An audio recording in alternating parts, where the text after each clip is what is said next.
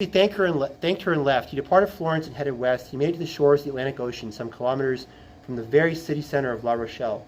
A young woman named Marie avait un petit agneau, French for Mary had a little lamb, asked him what he was doing, and he told her, and then she asked him if he would consider taking her on his mission with him. He said he would, but only if they were married. She led him back into town. She introduced him to her family as a brave and valiant man of adventure. Her father, a duke, whose family's greatest source of pride were two ancestors who had accompanied St. Louis IX, the monk king, to the Holy Land during the Seventh Crusade, invited Mangiatori Dezucchi to dine with the family that night. After dinner, he asked her father for his daughter's hand in marriage. Her father consented on the condition that Mangiatori Dezucchi take a long and thorough bath in a vat of rabbits I keep behind the cow pen. Mangiatori Dezucchi took his second rabbit bath in the past few months and married Marie the next morning in a nuptial mass at the Church of Our Holy Savior, a church whose foundation dated to the mid-12th century. The dowry was generous. Gold and precious stones in 2025 money that would exceed $17 million.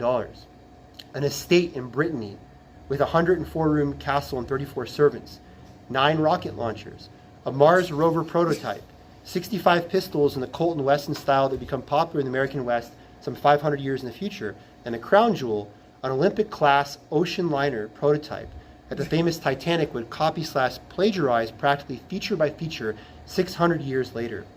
880 feet in length, 180-foot height from the keel to the top of the funnels, 4 funnels, 11 decks, a 52.8-ton displacement, max speed 25 knots, but preferred cruising speed between 21 and 23.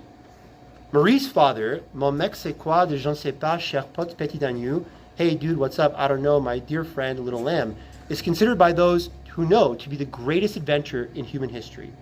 Weapons, check. Luxury sea travel, check. Space travel in the 14th century, check. It's rumored, as though yet unconfirmed, that Sherput Petit Agneau attained self-propelled low Earth orbit by way of a rocket and satellite system he designed in the French countryside circa 1336. What is for certain is that later that decade he sent a probe to, today called Hippocamp, one of Neptune's moons, 7 centuries before the American astronomer Mark Showalter discovered it in the summer of 2013. Sherput Petit Agneau's name for the moon was J'ai besoin d'aller aux toilettes 4. I really got to go to the bathroom 4. That Sherput Petit Agneau's accomplishments have been suppressed, and his name practically erased from history is one of the many reasons I have set out to write the lost history of Pullman.